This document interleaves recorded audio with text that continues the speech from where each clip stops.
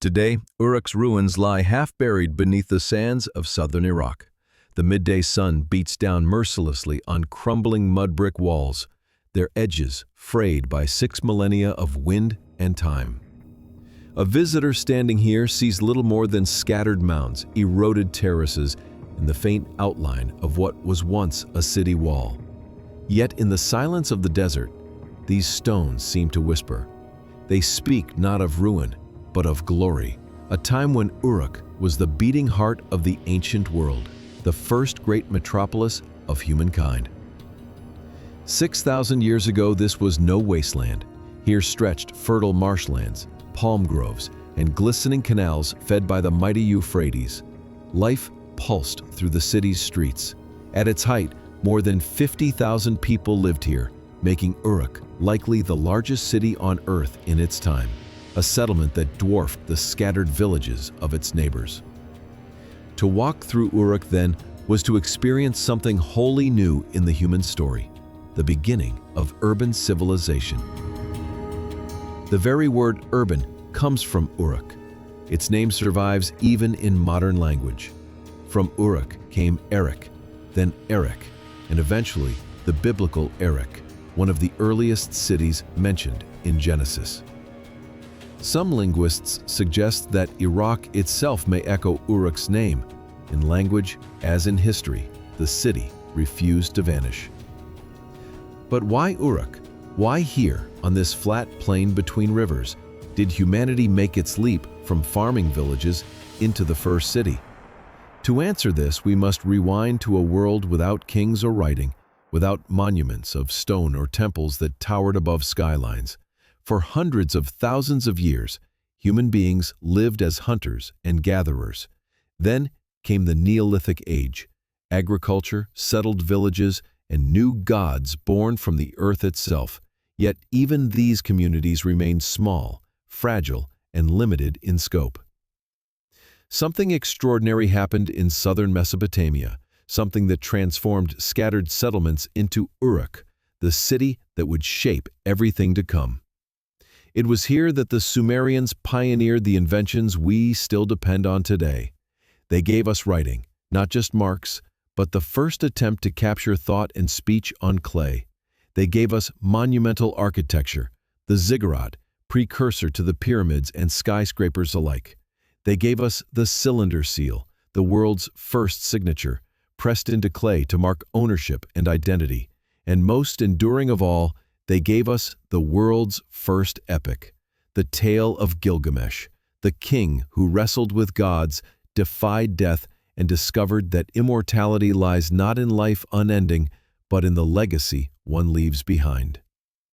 Pause for a moment and consider what that means. 6,000 years ago, humanity still stood on the threshold of history.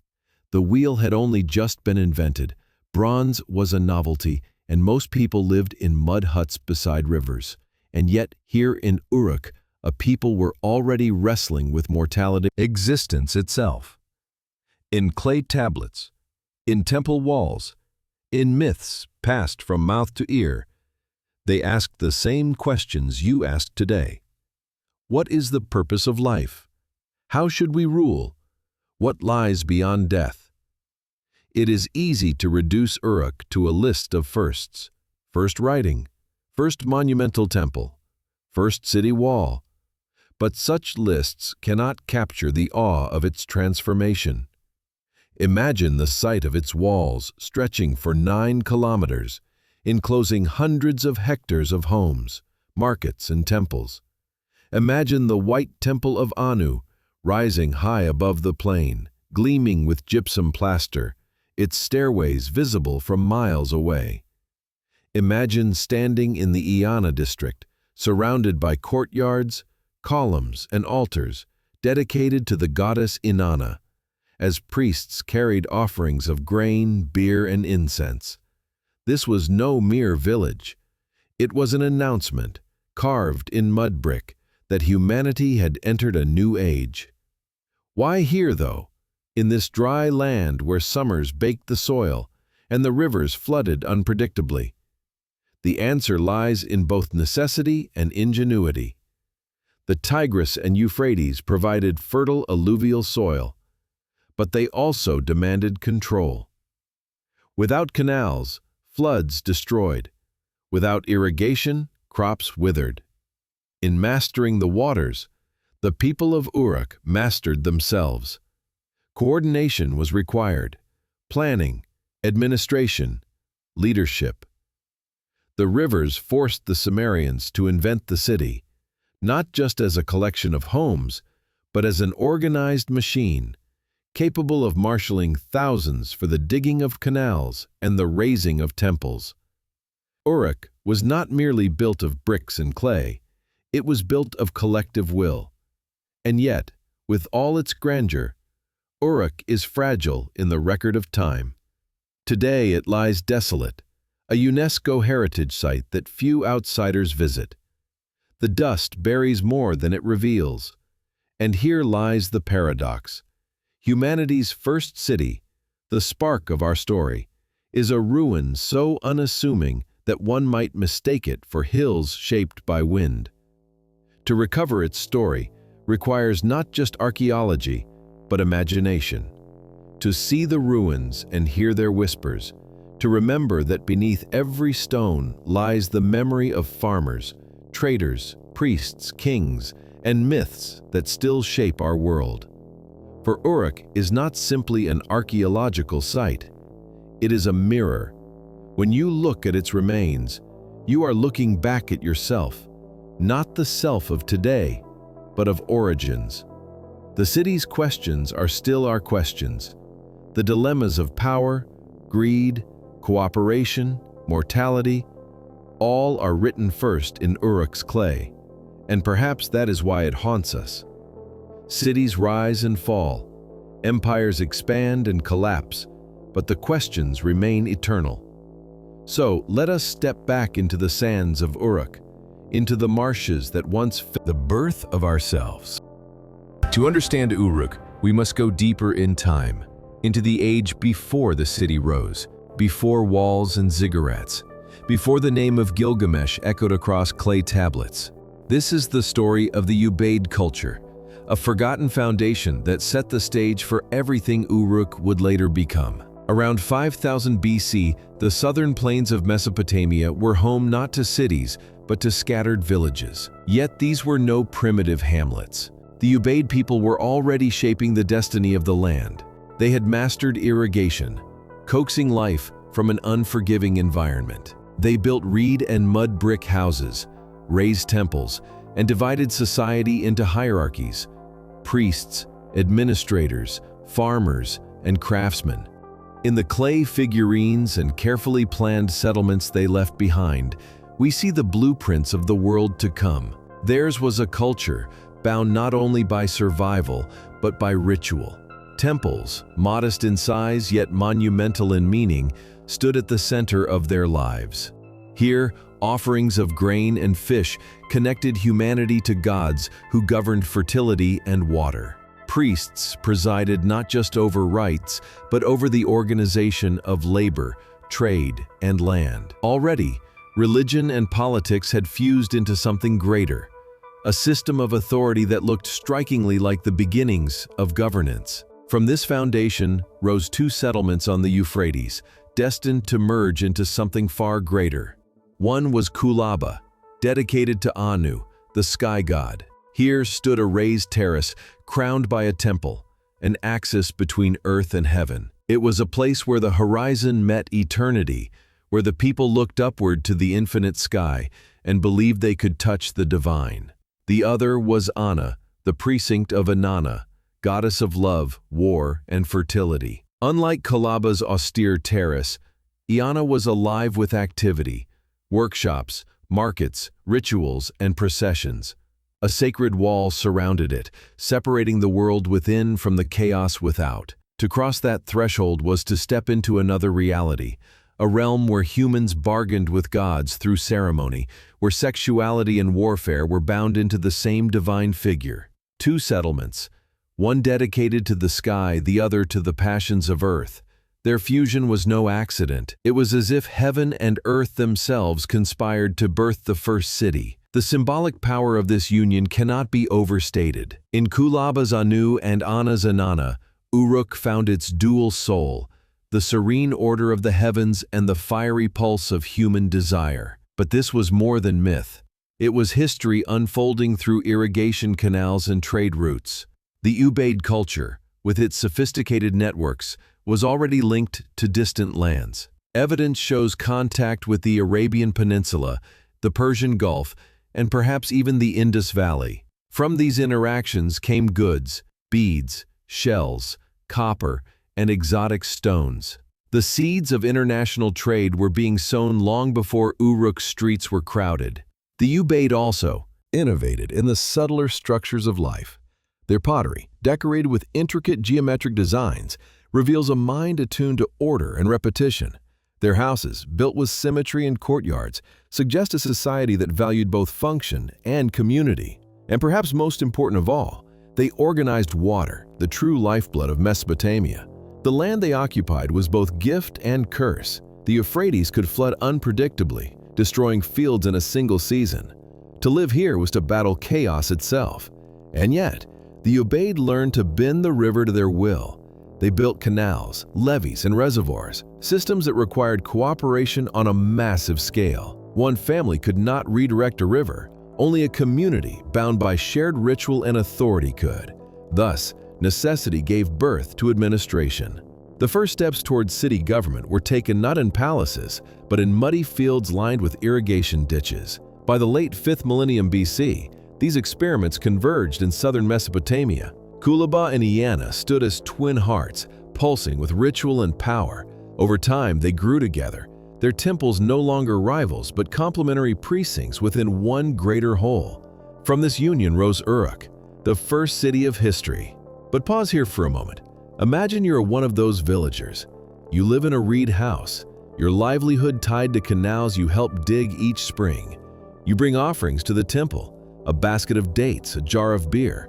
Above you, the terrace of Anu's temple gleams white in the sun, while across the fields, Inanna's precinct hums with voices, music, and chants. You sense that you are living on the edge of something immense, that your small world is about to change forever. It is in this liminal space between village and city, between subsistence and civilization, that Uruk was born. The myths of Anu and Inanna are not just stories. They are reflections of a society uniting opposites, order and chaos, sky and earth, male and female. Uruk's destiny was to embody this balance on a grand scale. Archaeologists describe this transformation in dry terms: the transition from the Ubaid period to the Uruk period, the birth of proto-urbanism. But when you strip away the jargon, what emerges is astonishing. A people who had once tilled small plots of land suddenly orchestrated massive temple complexes. A society that once counted goods with tokens began inscribing marks on clay, the first step toward writing. Villages became districts, districts became a city. Humanity crossed a threshold, and nothing would ever be the same again. The story of Uruk, then, is not just the story of a city. It is the story of how humans learned to dream collectively. The Ubaid led the foundation, both literally and spiritually. Their fields and canals became Uruk's arteries. Their rituals became its politics. Their twin settlements became its soul. And from their legacy, the world's first city rose out of the vast marshes of Mesopotamia, casting a shadow that still stretches across our lives today. By 4000 BC, the world was changing. Across Mesopotamia, small villages clustered around rivers and fertile plains were giving way to something new: larger settlements, temples rising higher, and economies that no longer depended solely on subsistence farming. Yet nowhere was this transformation more dramatic than in Uruk. Here the threads of agriculture, trade, and belief braided together into the fabric of the world's first true city. Archaeologists divide this period into three broad phases: Early Uruk, 4000 to 3500 BC, Middle Uruk, 3500 to 3300 BC, and Late Uruk, 3300 to 3100 BC. Each stage reflects a leap in complexity. In the early phase, we see the beginnings of large temple platforms and new pottery styles. In the middle phase, urban planning emerges, with districts forming around great precincts. By the late phase, Uruk was no longer simply a large village. It had become a metropolis, humming with tens of thousands of people and stretching across more than 400 hectares. Legends claim that its kingship was divine in origin. The Sumerian king list records Meshki-Angashur, son of the sun god Utu, as Uruk's first ruler, reigning for 324 years. His son, Enmerkar, is credited with founding and building the city itself, ruling for another 420 years. Though these reigns are mythical exaggerations, they point to something deeper, the belief that Uruk's kings were not ordinary men, but figures who bridged human and divine realms. Enmerkar's name lives on in Mesopotamian epics. In one tale, he builds Uruk and challenges the distant land of Arata, demanding tribute of precious stones and metals. Another text credits him with inventing writing itself to send messages to rival kings. Whether history or myth, Enmerkar embodies the city's ambition. Uruk was not content to be a village or even a kingdom. It sought to be the center of the world, and in many ways it was. With an estimated population of 50,000 to perhaps even 80,000 at its peak, Uruk dwarfed every other settlement of its age. By comparison, contemporary communities in Egypt or Anatolia numbered only in the thousands.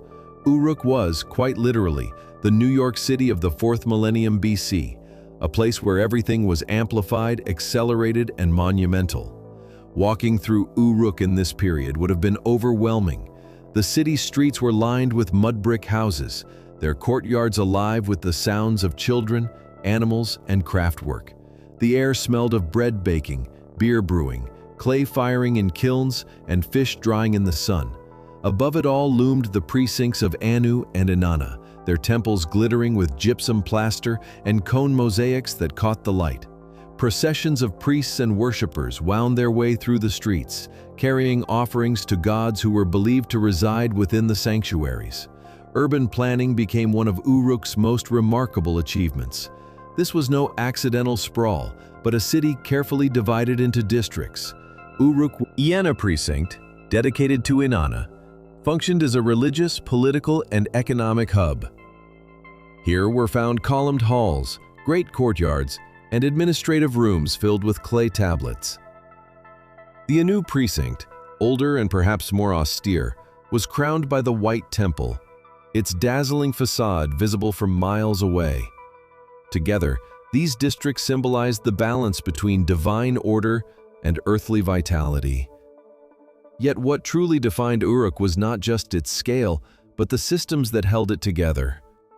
For the first time in human history, people were living in numbers that required sophisticated organization. Food had to be distributed, canals maintained, walls built, and rituals performed. To manage this, Uruk developed something revolutionary: bureaucracy. Clay tablets filled with proto-writing tracked goods, labor, and rations. Cylinder seals authenticated transactions. Standardized bowls ensured fair portions of food and beer. Every detail of life, from farming to festivals, was slowly being recorded, measured, and managed. But behind this machinery of governance were human lives, tens of thousands who had left behind the freedom of village fields to live in crowded neighborhoods, working for rations and protection.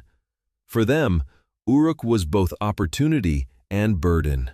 A farmer could now specialize as a potter, a fisherman, or a builder, his labor supported by communal surpluses. Yet he was also bound to the system, his name etched on tablets beside lists of barley or sheep, his life catalogued like that of the cattle he herded. Civilization brought power, but it also brought control, and always looming above were the city walls.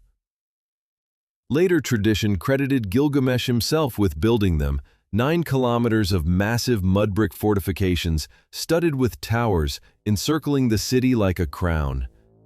To approach Uruk from the plain must have been awe-inspiring.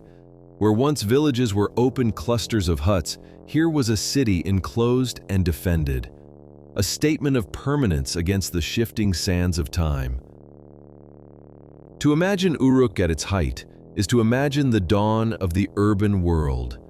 Here humanity crossed a threshold. Villages had existed for thousands of years.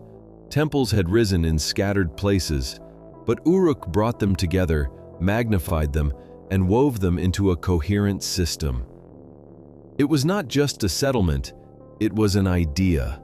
The idea that humans could build something larger than themselves, something that would outlast generations. And yet, as we stand in Uruk's ruins today, the silence presses down. The city that once set the template for civilization is now dust and shadow.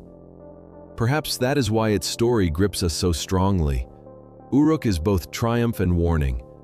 It shows what humans can achieve when they unite, but it also reminds us that even the mightiest city can crumble. The rise of Uruk was no accident of geography or myth. It was the deliberate creation of a people who tamed rivers. In its walls, in its temples, in its myths of divine kings, we glimpse the birth of the city, and with it, the birth of history itself. Every great city begins with something simple: food. Without it, temples stand empty, walls crumble, and myths vanish into silence. For Uruk, agriculture was not just survival, it was the engine of civilization, the heartbeat of the first metropolis on Earth. The land around Uruk was fertile, but unpredictable.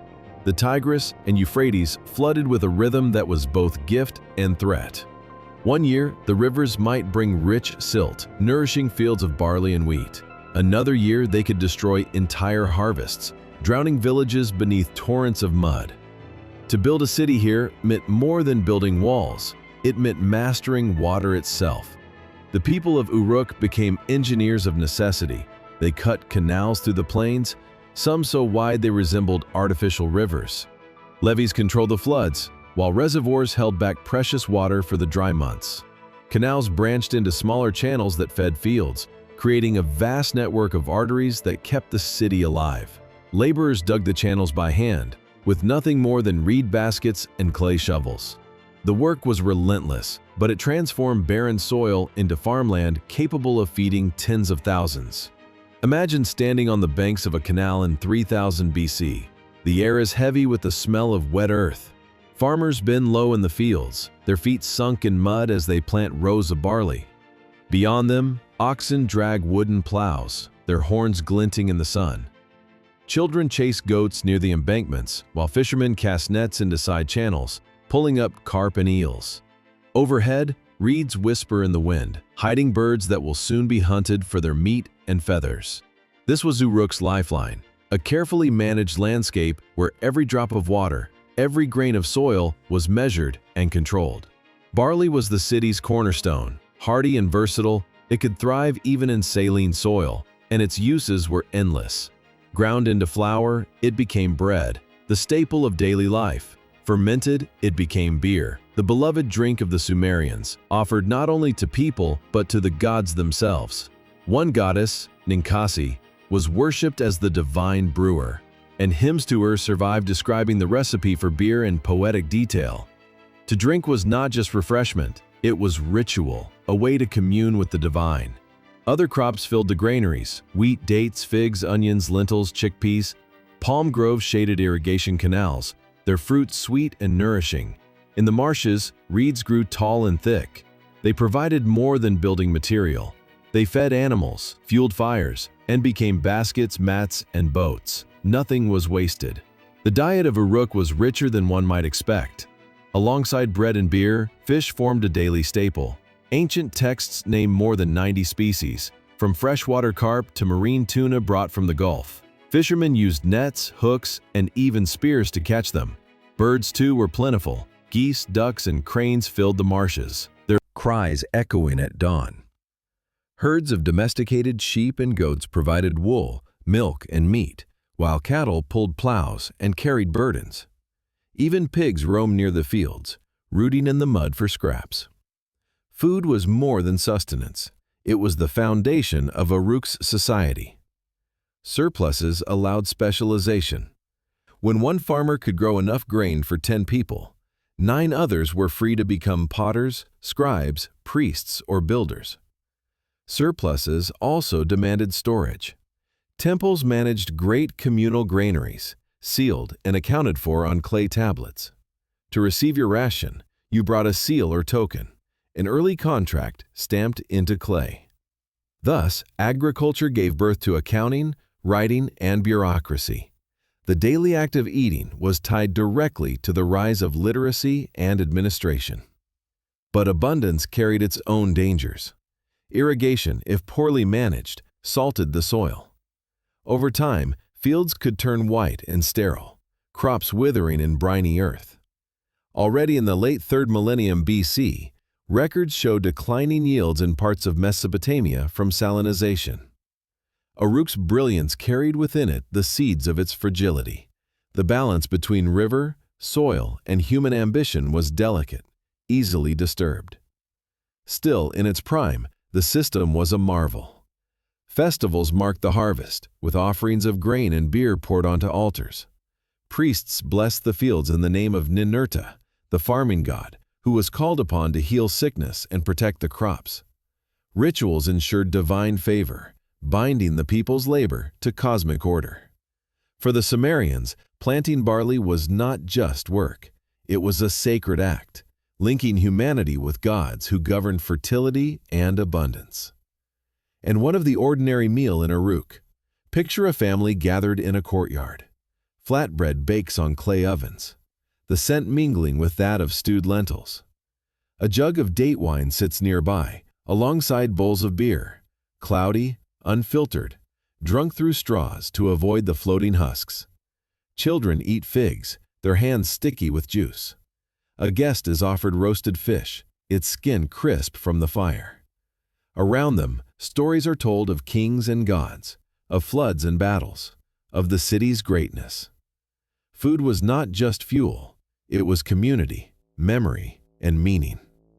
In many ways, Uruk's story is the story of humanity's greatest gamble. To sustain a city, one must rely on a fragile system of irrigation and surplus. Too much rain and the fields drown. Too little and famine follows. Too much labor demanded and resentment grows.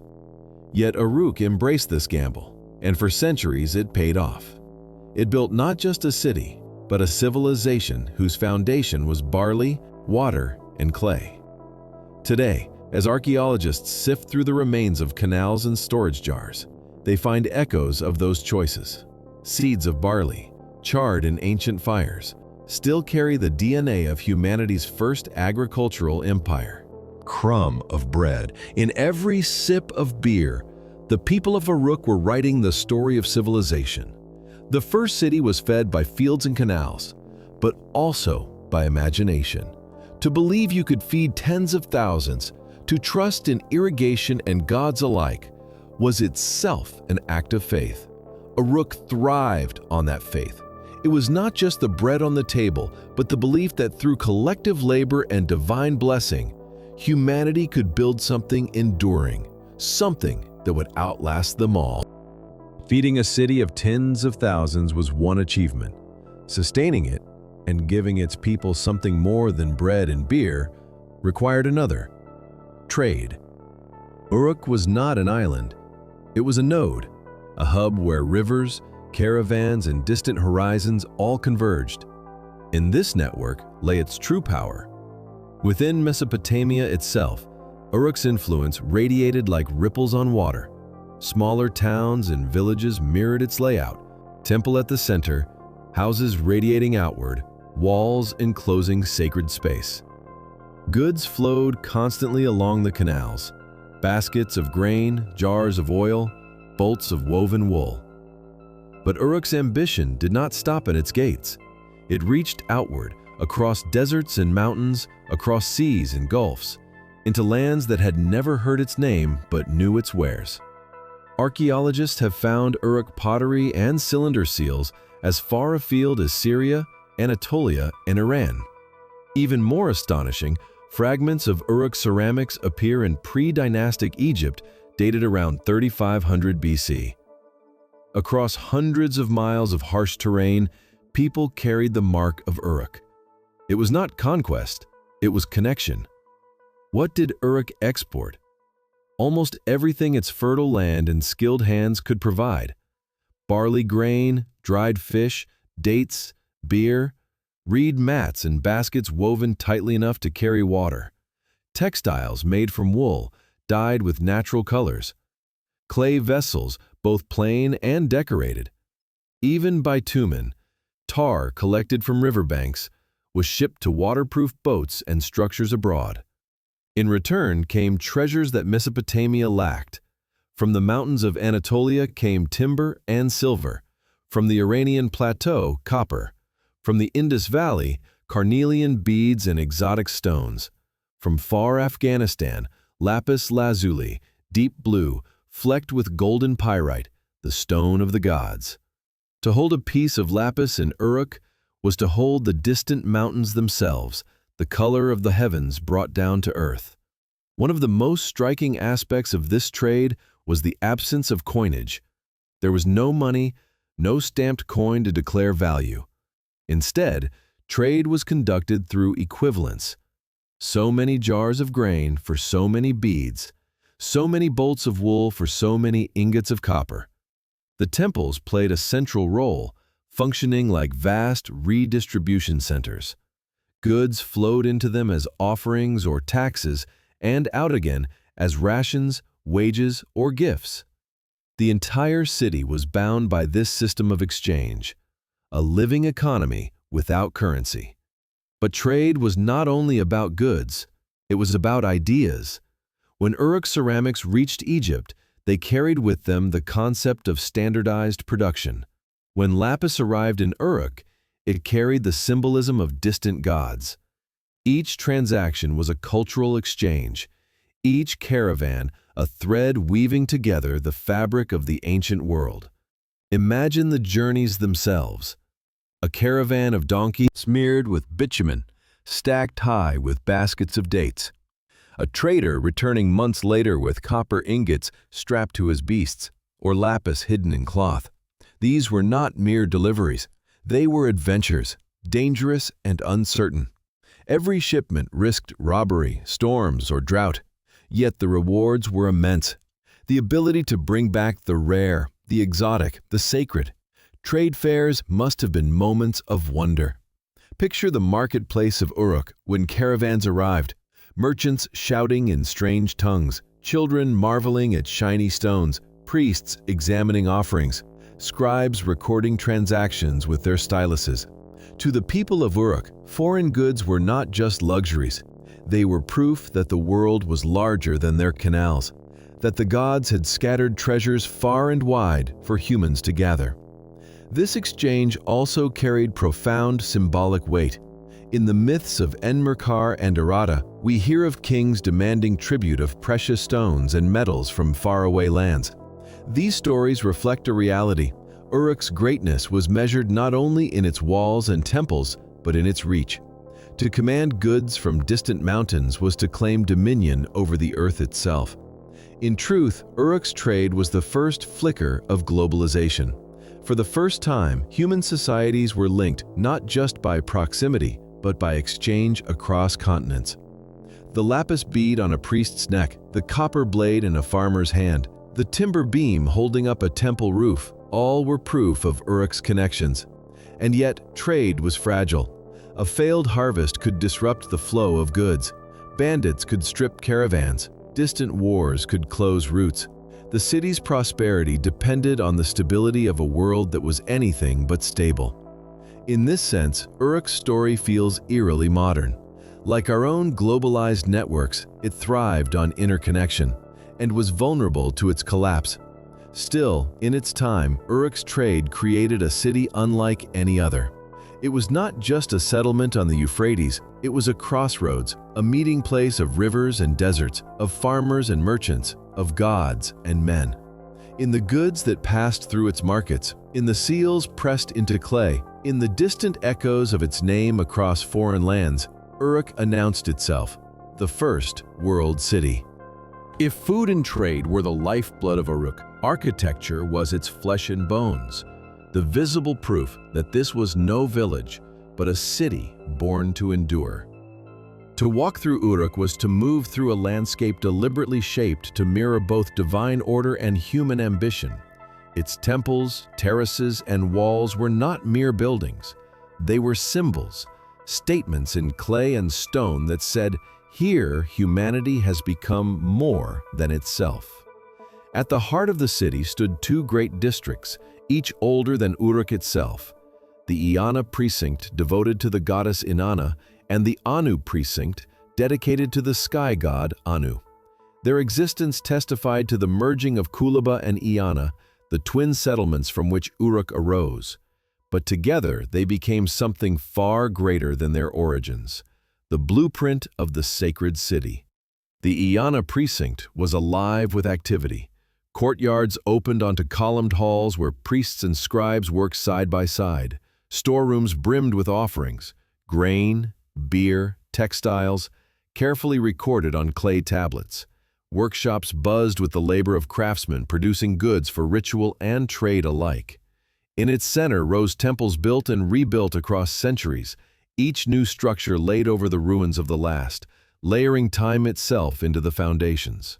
One of the most remarkable artifacts from this precinct, the Warka vase, depicts processions of priests carrying offerings to Inanna. Carved in alabaster, its panels show water flowing from the earth, plants sprouting, animals marching, humans bearing gifts, and finally a priest-king presenting them to the goddess.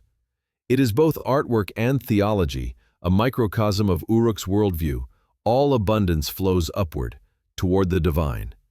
Nearby stood the stone cone mosaic temple, an extraordinary experiment in decoration.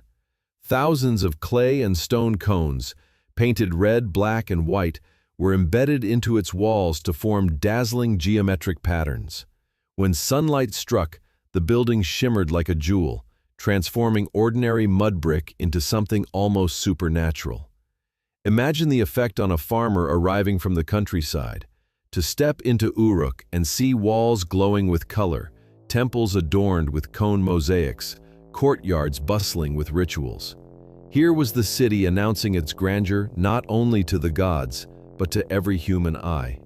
In contrast, the Anu precinct seemed more austere, more eternal. At its heart rose the White Temple, a dazzling structure coated in gypsum plaster that gleamed in the sun. Elevated on a massive terrace, it towered above the flat plains, visible for miles in every direction. Its stairways led upward toward a sanctuary reserved for the god of the sky, a place where heaven and earth met. To climb those stairs was to ascend not only physically, but spiritually, closer to the realm of the gods. Archaeologists estimate that its construction required 1,500 laborers working 10-hour days for 5 years, a monumental project that reveals both the organizational power of Uruk's leaders and the devotion of its people. Together, the Eanna and Anu precincts formed a sacred axis, one devoted to the fierce vitality of Inanna, the other to the serene authority of Anu. Between them stretched the city's residential quarters, markets and workshops, binding divine and human life into a single fabric. This was no accident. Uruk's very layout embodied its cosmology. The gods at the center, humans orbiting around them like stars around a sun. The city's walls themselves were a masterpiece. Later tradition credited Gilgamesh with their construction, though archaeology suggests they were begun earlier. Stretching over 9 kilometers, these mud brick fortifications encircled an area of 400 to 550 hectares. Towers punctuated the walls, gates opened to canals and roads, and within lay the beating heart of the world's first metropolis. To those outside, the walls declared power. To those inside, they promised protection. But symbolically, they did something more. They separated civilization from chaos, order from wilderness. Inside the walls was the world of gods and men. Outside lay uncertainty, danger, and the unknown. Beyond temples and walls, Uruk's architecture reflected its complexity in subtler ways. Houses of common people were modest mud brick dwellings, often 1 story high, arranged around central courtyards. These courtyards were the true living spaces, where families cooked, ate, and socialized. In wealthier districts, Homes grew larger, with multiple rooms and sometimes decorative plaster on walls. Streets were narrow, twisting lanes shaded by overhanging roofs. Life was crowded, noisy, and vibrant. Yet even in these humble spaces, one feels the imprint of the city's order. Rooms arranged with intention, courtyards designed for community, homes clustered together in planned neighborhoods. What makes Uruk's architecture extraordinary is not only its scale, but its innovation. Here, for the first time, we see deliberate urban planning. Distinct zones existed: sacred precincts, administrative complexes, residential quarters, industrial workshops. The city was not a sprawl, but a system, a deliberate shaping of space to reflect society's hierarchy and needs. It is no exaggeration to say that modern cities, with their downtowns, suburbs, and government districts, trace their lineage back to Uruk. Architecture was also propaganda. To raise a ziggurat or temple was to proclaim both divine favor and human power. Every cone mosaic pressed into mud brick was a declaration. We are not villagers. We are a people of gods, builders of eternity. The very act of building bound the community together. Thousands labored on projects too vast for any individual. In doing so, they became something more than individuals. They became citizens of the city, participants in a story larger than themselves. But architecture also carried risk. These buildings demanded enormous resources: labor, food, materials. To sustain such projects required surpluses and control. For those at the bottom, it may have meant long days digging canals or carrying bricks. Their sweat, the invisible mortar of temples. Yet the result was undeniable: monuments that outlasted kings, outlasted dynasties, and in some cases, still stand as broken silhouettes against the desert sky. To step into Uruk's sacred districts today is to stand at the threshold of history itself. Broken walls of mud brick, fragments of cone mosaics, the faint outlines of terraces, all hint at the grandeur that once was. But imagination restores what the desert has stripped away. In your mind's eye, see the white temple gleaming in the sun. See processions moving through Iana's courtyards. Hear the chants of priests rising with the smoke of offerings. This was the architecture of the sacred and the political, inseparable, fused in clay and belief. For Uruk was not just a city of people, it was a city of symbols. Every wall, every temple, every street was part of a language that said, humanity has entered a new age. And though 6,000 years have passed, though the desert has reclaimed much, the message still stands. In Uruk, architecture became civilization. Uruk was not merely a city of walls and temples, it was a forge, a place where humanity hammered out tools that would shape the future of civilization. Many of the things we take for granted today, writing, signatures, mass production, the wheel, first appeared here. To walk the streets of Uruk was to witness the birth of inventions that still define our lives 6,000 years later. One of the most iconic is the potter's wheel. Around 3500 BC, Uruk potters discovered a simple but revolutionary idea. Instead of shaping clay slowly by hand, place it on a flat rotating platform. Spin it, and the clay rises into perfect symmetry beneath skilled fingers. At first, the wheel was used only for pottery, not transport. But this innovation transformed production. Vessels could now be made faster, thinner, and more uniform. Instead of weeks of labor to produce a dozen jars, one workshop could produce hundreds. This leap in efficiency was no small matter. It allowed surplus containers for trade, storage, and ritual, fueling the economy of the city. The pottery itself tells a story. Thousands of beveled rim bowls, simple, conical vessels, have been found at Uruk. Their uniform shape suggests mass production, possibly for ration distribution. Imagine laborers receiving their daily measure of grain or beer in these bowls, stamped with seals to prove authenticity. These humble containers may have been the world's first disposable dishware, designed not for beauty, but for function. In their ubiquity, they tell us something profound. Uruk was the first society to organize production and distribution on an industrial scale. Equally transformative was the invention of the cylinder seal, a small stone carved with intricate designs, drilled so it could be worn on a cord. The seal was rolled across wet clay to leave a repeating impression. To modernize, it seems like art. To the people of Uruk, it was identity, authority, and trust. Seals authenticated contracts, marked ownership of goods, and secured storerooms. They were the signatures of their age. Some were simple, used by ordinary workers. Others were masterpieces, carved from lapis or hematite, showing gods, animals, and rulers in miniature. To possess such a seal was to declare one's role in society, much like carrying a passport or a corporate stamp today. Through seals, Uruk achieved something extraordinary. A way for strangers to trust each other. No longer did one need to know a person's face. The impression in clay was enough. In a world growing ever more complex, this was a quiet revolution. But the greatest invention of all was writing. Around 3300 BC, in Uruk's Iana precinct, scribes began pressing symbols into clay tablets. At first, these were simple pictographs, a barley head to represent grain, a sheep's head for livestock. Soon, numbers were added, then abstract marks. These were not yet sentences but records, lists of rations, tallies of goods, inventories of workers. Was the bureaucrat's tool, born from the need to feed and pay thousands. Yet from such dry lists, literature itself would eventually grow. One of the earliest names we know from history comes from such a tablet. Kushim.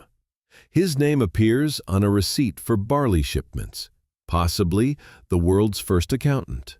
Immortalized, not by conquest or poetry, but by paperwork. In another tablet, a slave owner is listed alongside the names of his captives, N-Pap-X and Suker. These are among the oldest personal names preserved anywhere. The very first humans in history, whose names we can still read, were not kings or priests, but administrators and slaves, bound into the system of Uruk's record-keeping. From these beginnings, proto-cuneiform evolved into true cuneiform, wedge-shaped marks pressed into clay with a reed stylus. Within centuries, myths, hymns, and laws would be written in the same script that once counted sheep. But here, in Uruk, it was still young, an infant writing system, learning to walk in the service of the city. The impact of writing cannot be overstated. For the first time, memory could outlive the mind. Agreements could endure beyond the spoken word. Grain owed could be proved, orders obeyed, temples accounted for. Humanity had stepped into history, leaving behind the fog of prehistory where only artifacts and guesses could speak. With writing, Uruk gave us permanence. Nor were these inventions limited to utility. They carried myth, magic, and meaning. Cylinder seals often depicted gods and cosmic symbols, embedding divine order into every transaction. Writing itself was seen as a gift of the gods, knowledge granted to humanity for the sake of civilization. Even the potter's wheel had symbolic echoes, a circle spinning endlessly, like time, like the heavens themselves. Think of how many echoes of Uruk remain today. Your daily wage, recorded in numbers. Your name, written on paper or screen. Your ID, stamped or sealed to prove authenticity. The bowl in which you eat, the cup you drink from, the wheel of your car. All these descend from inventions born in Uruk. The first city was not only a place in time, it was the origin of habits that define modern life. And yet, these innovations were not purely benevolent. Writing that recorded rations also recorded slavery. Seals that granted authority also enforced hierarchy. Bowls that fed workers also bound them to the system. Civilization's gifts are never free. They come with the weight of control. Uruk's inventions gave humanity power, but also tethered humanity to structures larger than any individual. Still, the awe remains. To stand before a clay tablet from Uruk is to see the first flicker of human thought made permanent. To roll a cylinder seal across wet clay is to join hands with a merchant who lived 6,000 years ago. To imagine a potter shaping clay on a spinning wheel is to glimpse the birth of mass production. In these humble objects, Uruk changed the world, invented the tools of civilization, not in theory but in practice, in clay, stone, and sweat. The city's walls may have crumbled, its temples fallen, but its inventions live on in every corner of our daily lives. Every great city needs a story. For Uruk, that story was not written in walls or canals, but in words etched into clay, the Epic of Gilgamesh. It is the world's first true epic, the earliest surviving work of literature, and though it was born here, in the temples and scribal schools of Uruk, its questions still echo across time. Gilgamesh, according to legend, was 2/3 divine and 1/3 human, the mighty king of Uruk, whose strength was unmatched. But with that strength came arrogance. He oppressed his people, claimed brides on their wedding nights, and boasted of his superiority. The gods, seeing this tyranny, created a counterpart. Enkidu, a wild man who roamed the steppe with animals, drinking at watering holes and eating grass. When Enkidu was tamed by a temple woman, he gained human awareness and journeyed to Uruk to challenge Gilgamesh. Their battles shook the city. Tablets tell us the ground trembled as they wrestled, neither yielding, but instead of destroying one another, they became companions, brothers in spirit. Together, they embarked on quests that tested the limits of courage and defiance. They journeyed to the cedar forest to slay Humbaba, its monstrous guardian. They killed the bull of heaven, sent by the goddess Inanna after Gilgamesh spurned her. In these deeds, they carved their names into legend, but they also provoked the wrath of the gods. Enkidu fell ill, struck down as punishment. His slow death was agonizing, his dreams filled with visions of the underworld, a place of dust and silence where kings and slaves alike drank clay and ate shadows. For Gilgamesh, Enkidu's death was unbearable. The mighty king, who had never feared man or beast, now feared something greater, mortality itself. His grief drove him from Uruk's walls into the wilderness, seeking the secret of eternal life. His journey was long and perilous. He met Siduri, the tavern keeper of the gods, who urged him to abandon his quest and embrace life's simple joys: bread, wine, family. But Gilgamesh pressed on, crossing the waters of death with the ferryman Urshanabi, until he found Utnapishtim, the immortal survivor of the Great Flood. Utnapishtim told him the story of the deluge, how the gods once decided to destroy humankind, how he was warned in a dream to build a great boat, and how he survived with his family and animals while the world drowned. To Gilgamesh, this man was proof that immortality was possible. Yet Utnapishtim warned him that eternal life was not meant for mortals. He offered tests: stay awake for 6 days and 7 nights, retrieve a plant from the depths of the sea. Gilgamesh failed both. While he slept, the plant of eternal youth was stolen by a snake, which shed its skin and slithered away renewed. Empty-handed, the king returned to Uruk, no closer to immortality than when he left. But in that failure lay his transformation. Towers, the temples, the ziggurats built by generations. He realized that while flesh dies, deeds endure.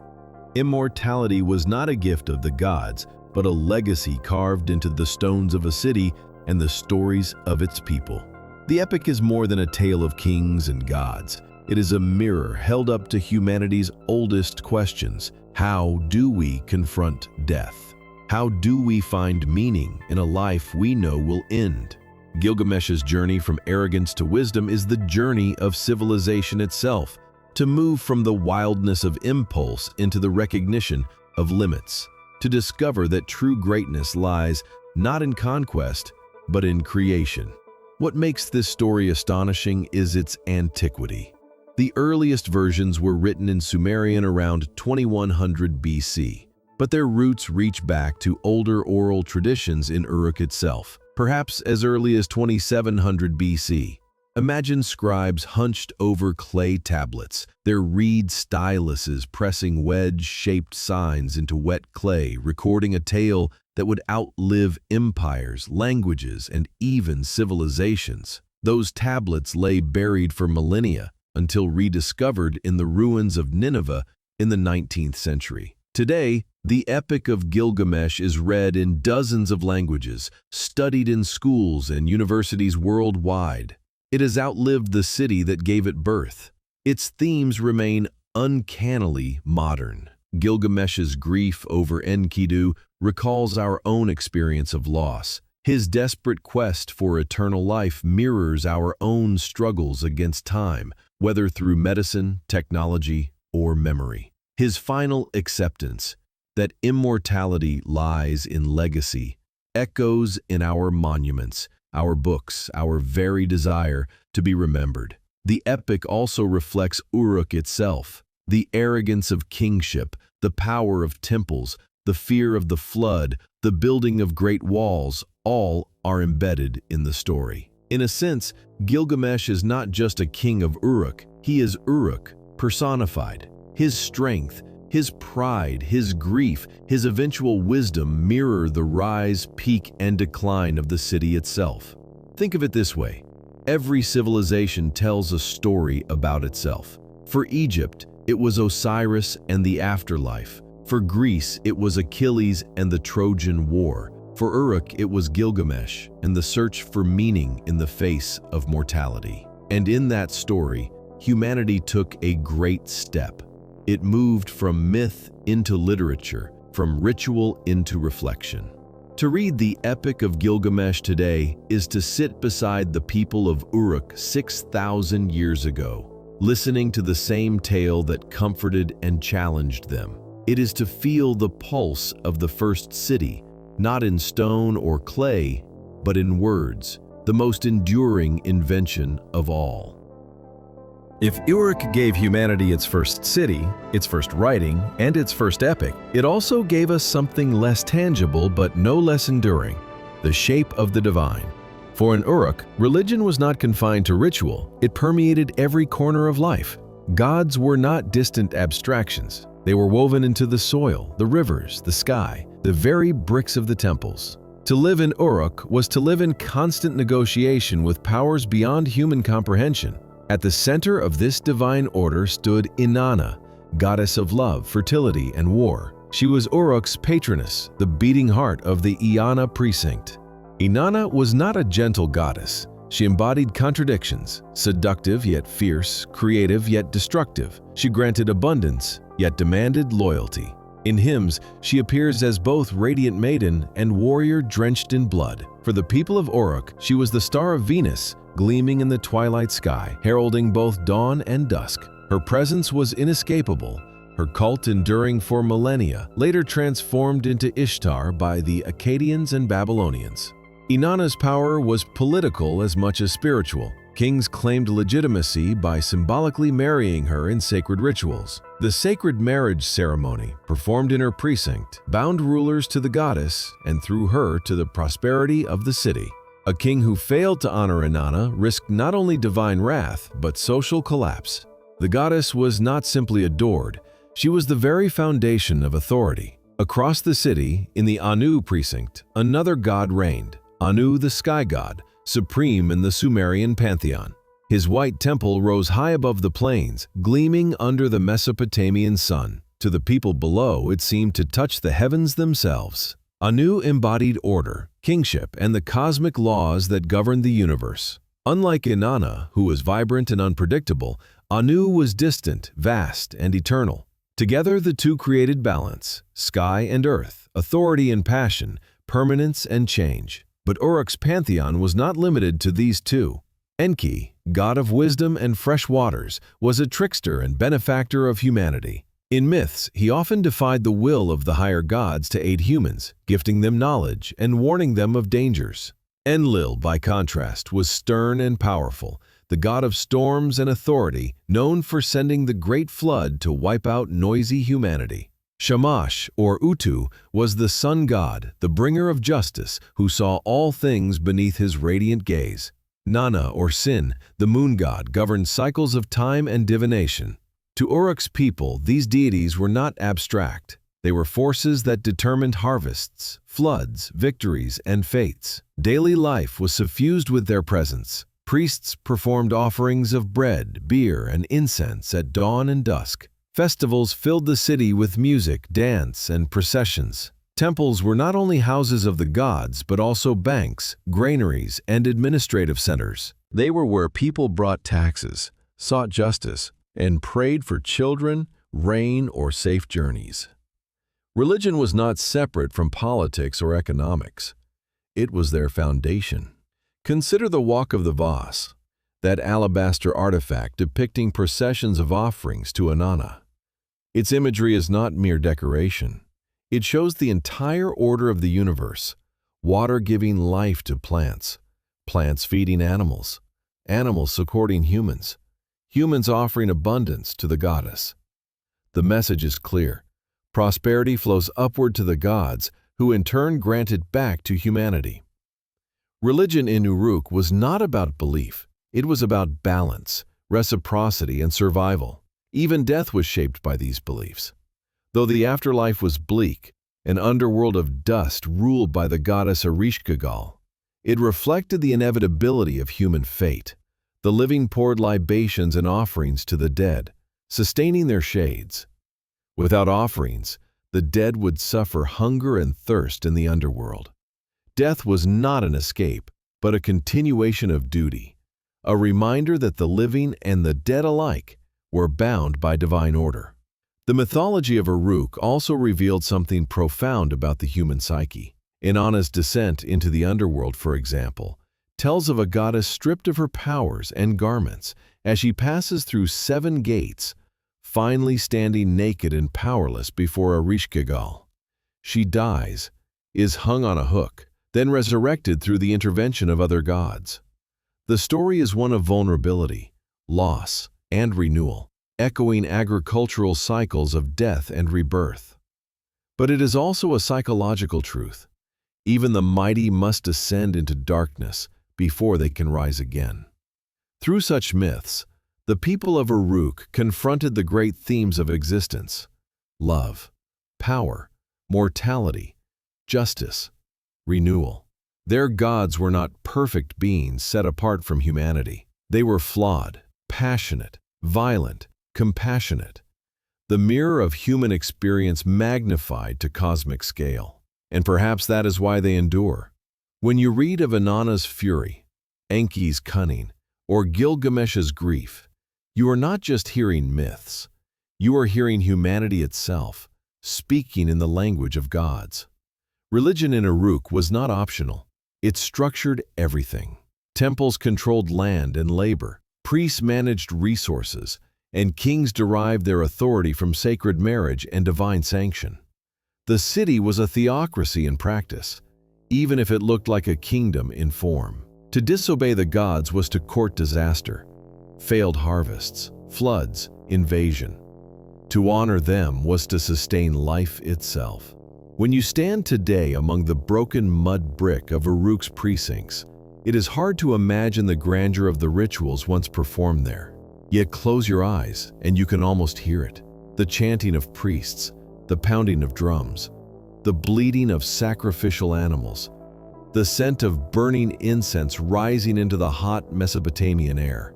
For a citizen bowing before gods whose power was as real as the sun rising each morning. And here lies the truth. Uruk was not only the birthplace of cities, it was the birthplace of gods as we know them. Gods who ruled not only the heavens, but the structures of human life. In their myths, we glimpse the human attempt to understand chaos, to give meaning to floods and droughts, love and death, justice and fate. The gods of Uruk were not distant.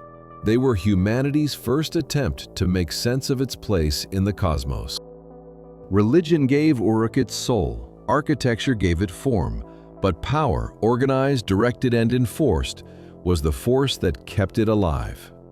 The first city was not held together by chance, it was held together by machinery, the intricate systems of authority, administration, and labor that turned vision into reality.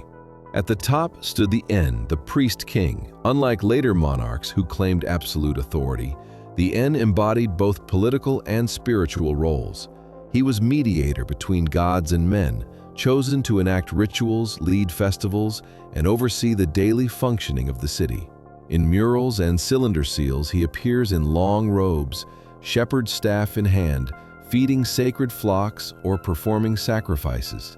His legitimacy came not from conquest but from the gods, particularly from the goddess Inanna, whom he symbolically married in the ritual known as the sacred marriage. By uniting with her in a ceremony that was both political and sexual, the king bound himself to fertility, abundance, and divine order.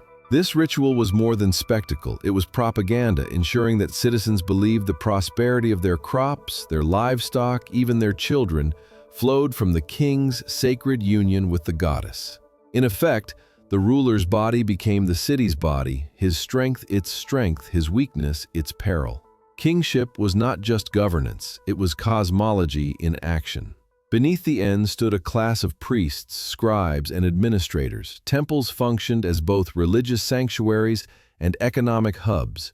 They owned fields, herds, and workshops, all staffed by dependent laborers. Granaries were managed by officials who tracked inflows and outflows on clay tablets. Scribes, trained from youth, sat cross-legged in dusty rooms, pressing reeds into wet clay, tallying barley, sheep, and beer. These early accountants created one of history's first bureaucracies, a system so effective that its principles, record-keeping, taxation, redistribution, still underpin governance today. Consider how radical this was. In a village, memory and oral agreements might suffice, but in a city of 50,000, trust required proof. Writing emerged not to record poetry or stories, but to ensure that grain owed was grain delivered, that workers received their rations, that goods were counted and sealed. Every loaf of bread, every jar of beer, every sheep led to slaughter passed through this machinery of administration. Uruk was a city built not only of bricks, but of numbers. Standardization reinforced this order. Weights and measures were introduced: stone spheres, clay cones, calibrated vessels. A liter of grain here was the same as a liter there. Beveled rim bowls distributed rations in precise amounts, ensuring both fairness and control. It was an invisible net binding citizens into a single economic organism. To participate in the city was to accept its measures, its seals, its records, and in accepting them, people became subjects of a system larger than themselves. Labor was mobilized on a scale never before attempted.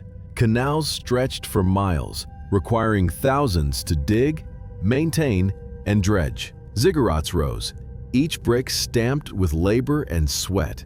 City walls, stretching for kilometers, demanded constant rebuilding. These were not private projects.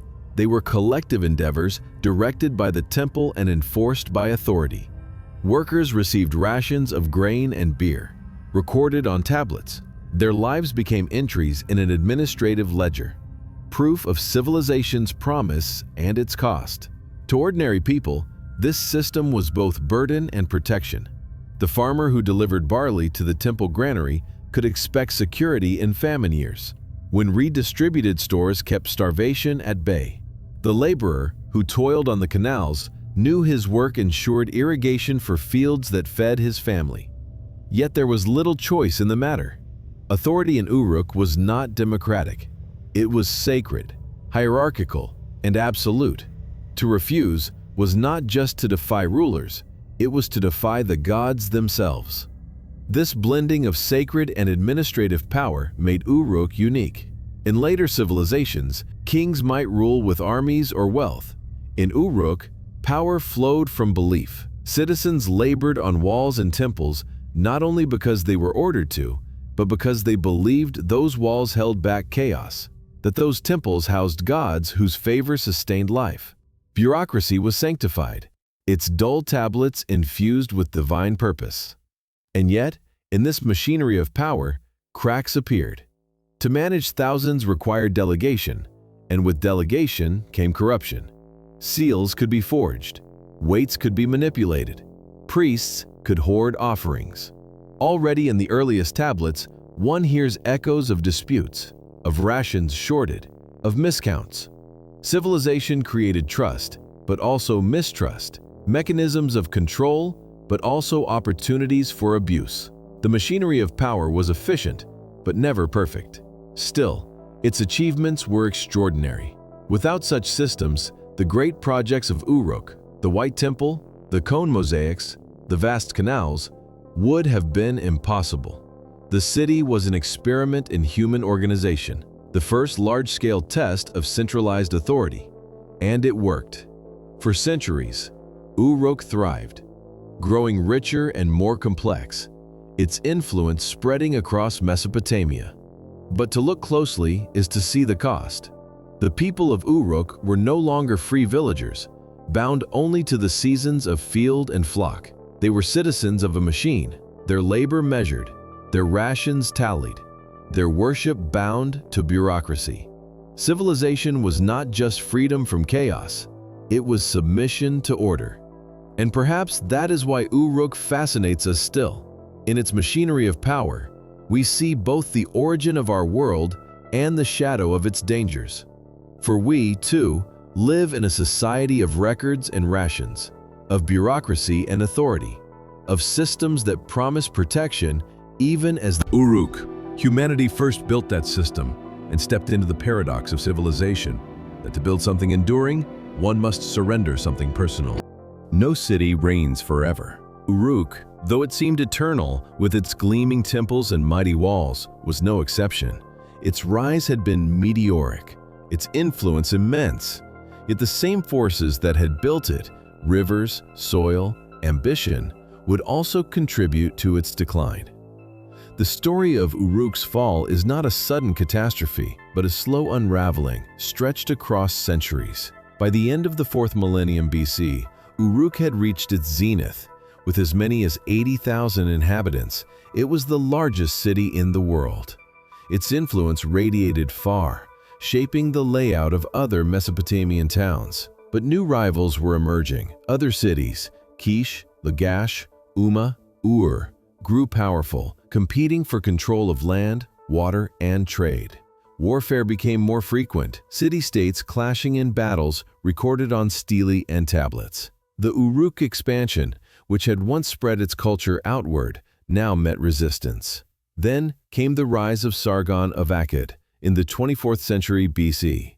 His conquests forged the world's first empire, and Uruk was absorbed into this new political order. No longer independent, it became a provincial center, important but diminished. For a city that once claimed kings descended from gods, subjugation was a bitter fate. The myth of Gilgamesh, who built Uruk's walls, now stood in contrast to the reality of foreign rulers marching through its gates. Even nature turned against it. Irrigation, the very lifeline of the city, carried hidden dangers. Over centuries, salt built up in the soil, reducing yields. Crops failed, forcing reliance on hardier barley instead of wheat. Droughts in the late 3rd millennium BC compounded the crisis. By 1700 BC, yields had fallen dramatically, and fields that once fed thousands turned white with salt. What had been Uruk's triumph, its mastery of water, became its undoing. Still, Uruk did not vanish. It endured through cycles of collapse and revival. After the fall of the Akkadian Empire, local rulers like Utu-Hegel briefly restored its prominence. Later, under the Ur-III dynasty, the city regained religious significance, its temples thriving even as political power shifted to Ur. In Babylonian and Assyrian times, Uruk remained a sacred center, its scribes producing texts, its priests tending ancient cults. Even in decline, it held memory, like embers glowing long after the fire has burned low.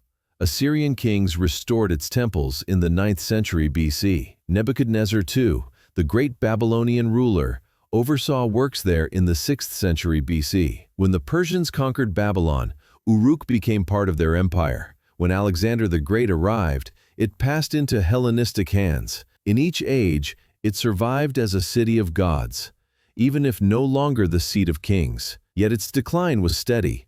By the time of the Parthians in the 2nd century AD, Uruk had shrunk to a shadow of itself. Its ziggurats stood half-ruined, its canals only in half-forgotten texts and myths. Why does this matter? Because Uruk's story is not just about rise, it is about fragility. Here was the first great city, the prototype of urban life. And yet, like all human endeavors, it was subject to the limits of environment, conflict, and time. In Uruk's decline, we see a mirror of every civilization: growth followed by overreach, adaptation shadowed by collapse. But memory is a strange thing. Though Uruk fell, it was never forgotten. Its myths lived on. The Epic of Gilgamesh was copied for centuries, influencing later stories from the flood of Genesis to the quests of Greek heroes. Its gods endured. Inanna became Ishtar, worshipped for millennia across Mesopotamia. Even its inventions, writing, seals, standardized measures, spread far beyond its walls, shaping empires that never knew the name of Uruk. When European travelers stumbled upon its mounds in the 19th century, they found only dust and fragments. Yet, as archaeologists excavated its layers, they uncovered something astonishing: the cradle of civilization itself. From broken tablets and shattered vases, Uruk spoke again, reminding us that the foundations of our world were laid in its streets. To reflect on Uruk's decline is to confront a truth that civilizations have wrestled with ever since. Greatness is never permanent. Cities rise on the strength of rivers, fields, and faith. But they fall when those foundations falter. And yet, in their ruins, they leave legacies.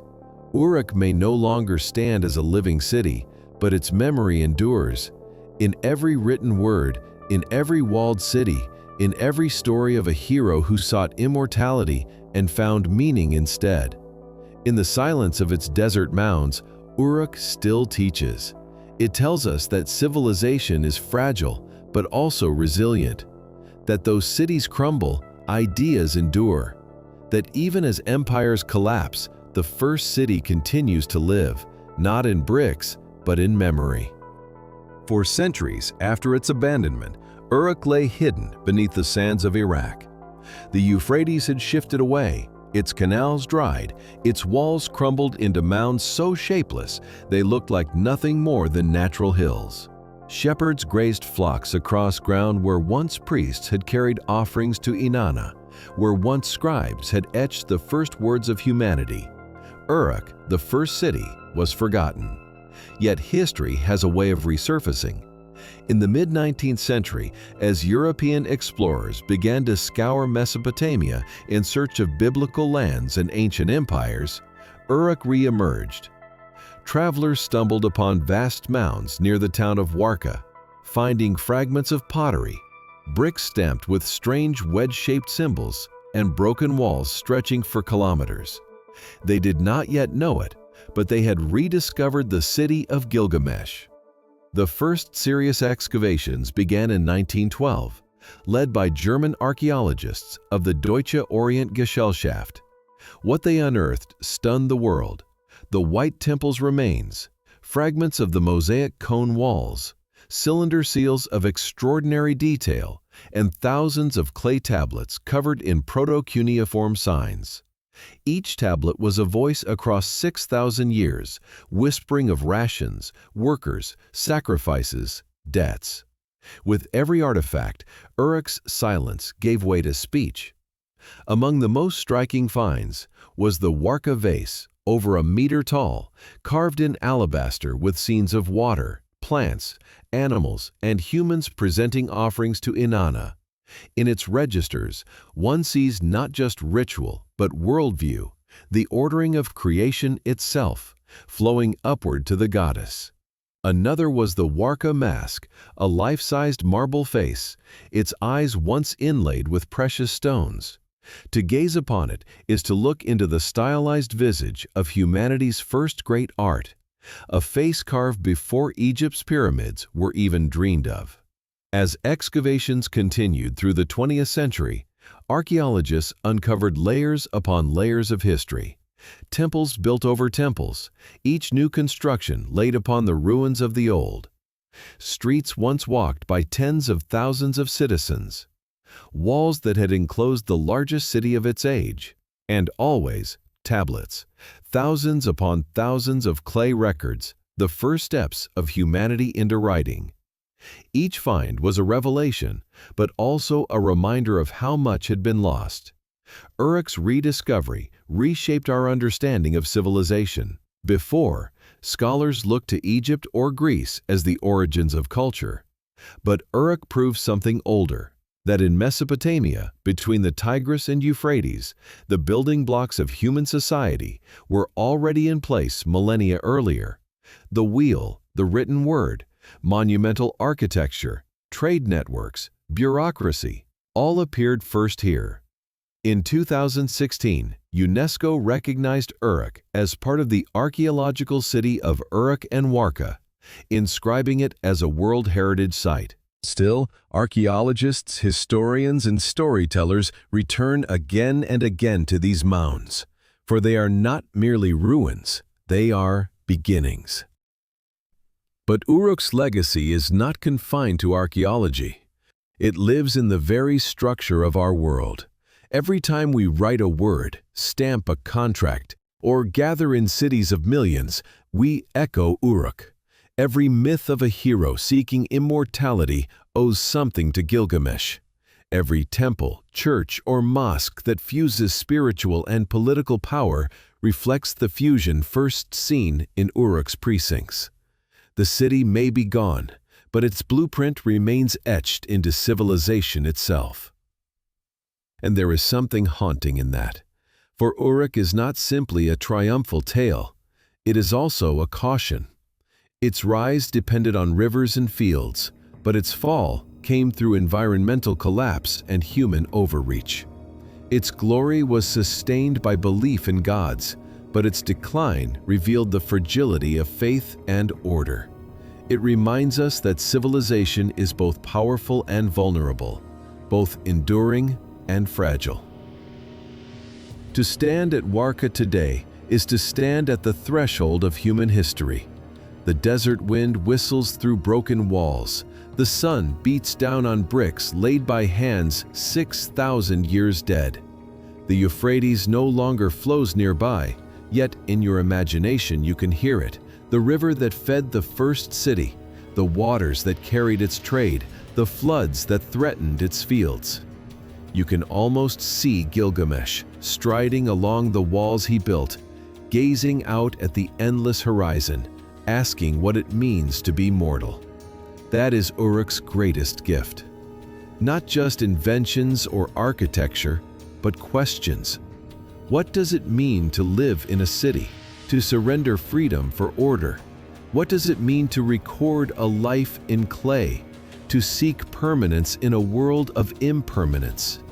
What does it mean to confront death, as Gilgamesh did, and find meaning not in eternity, but in legacy? Uruk is not simply the first city, it is the first mirror. And when we look into it, we see ourselves, not as we are, but as we have always been. Builders, dreamers, storytellers, seekers of immortality in the fragile clay of time.